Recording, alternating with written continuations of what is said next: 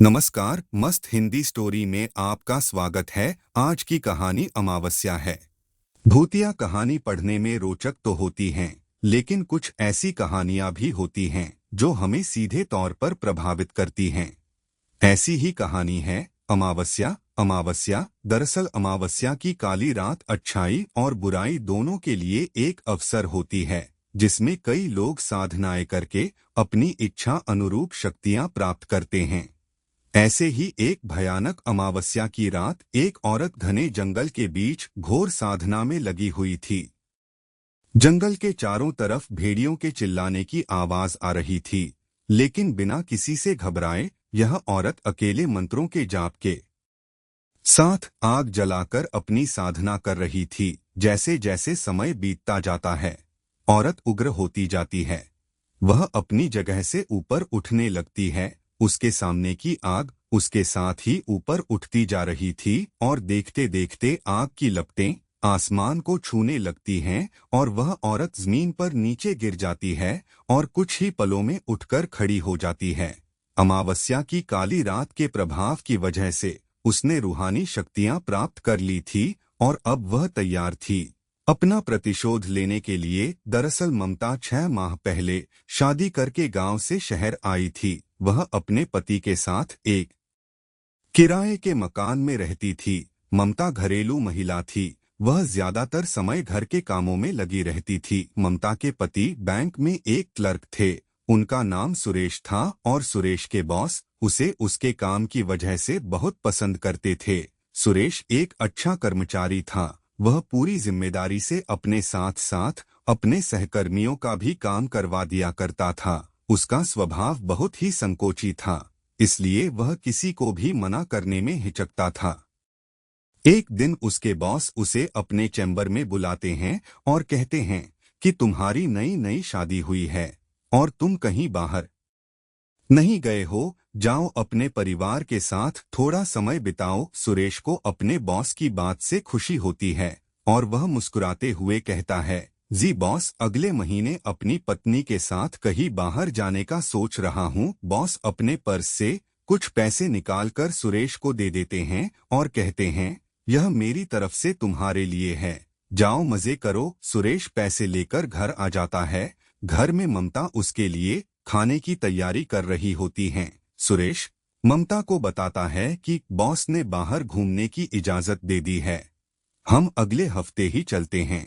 दोनों बाहर जाने के लिए काफी उत्साहित होते हैं। सुरेश के मोबाइल में अचानक बॉस का फोन आता है और वह कहते हैं, मैंने तुम्हारे घूमने के लिए एक कार बुक की है जो तुम्हें अच्छे से सारी जगह घुमाएगी। सुरेश अपने बॉस को धन्यवाद देता है और कहता है, बॉस आप क्यों परेशान हो रहे हैं, हम खुद ट्रेन से चले जाते हैं। लेकिन बॉस की जिद करने पर सुरेश उनका ऑफर मान लेता है।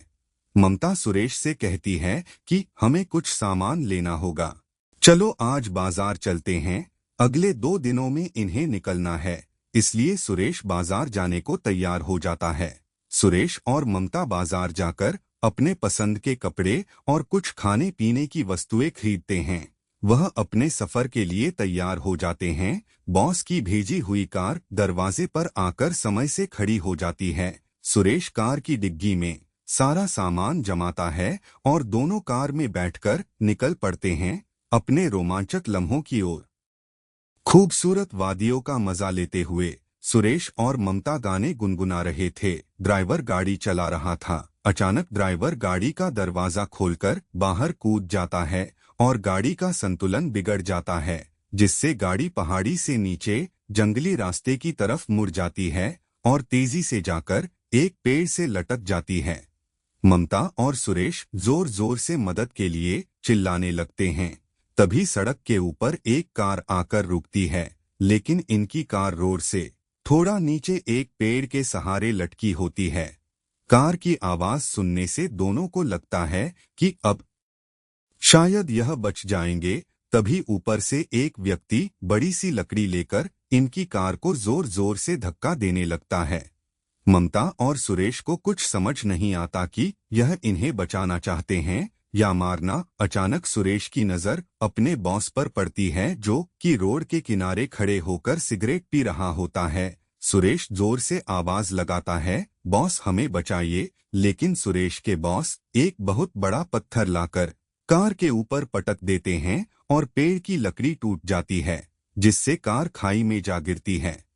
खाई गहरी होने के साथ साथ जानवरों से भी भरी है। दरअसल यह बहुत बड़ा जंगल है जो जमीन की बहुत गहराई में फैला हुआ है।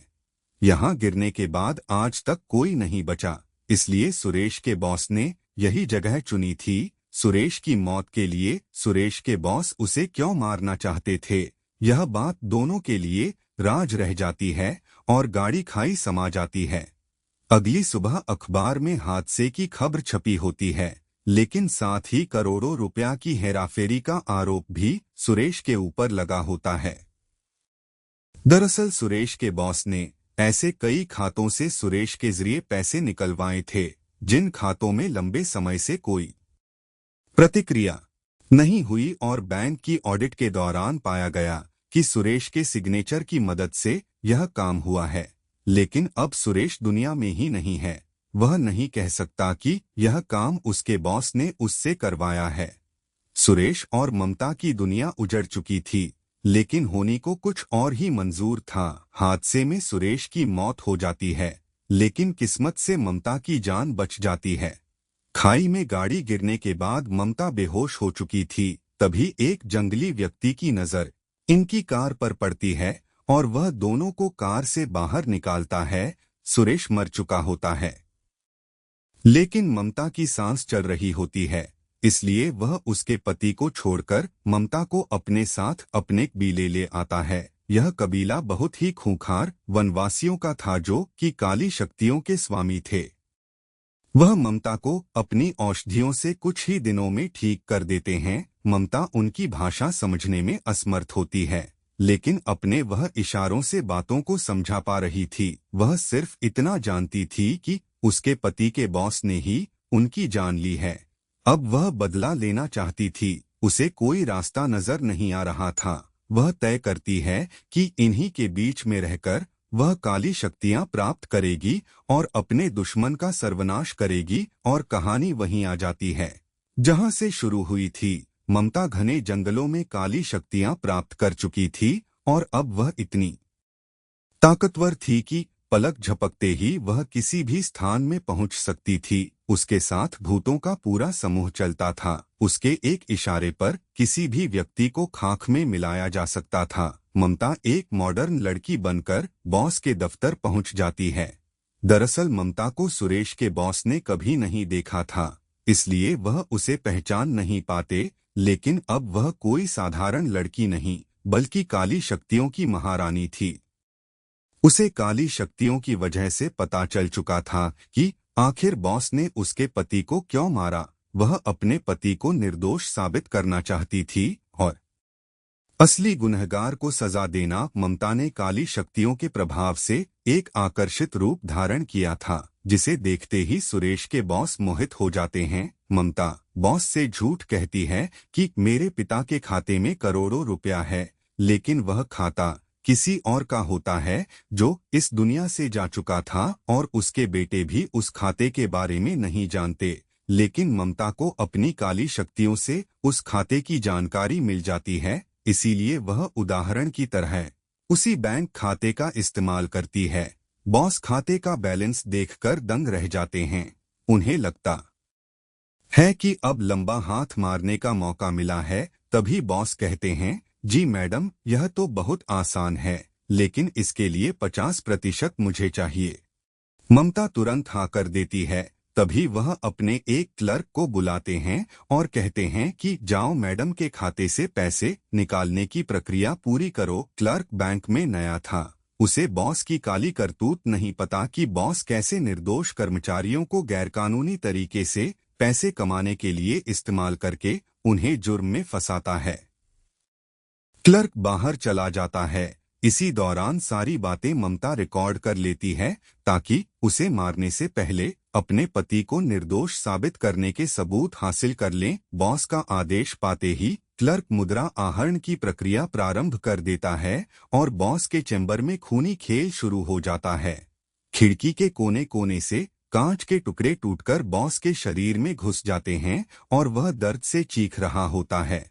ममता भूतों की मदद से बॉस के शरीर के टुकड़े टुकड़े करवा देती है।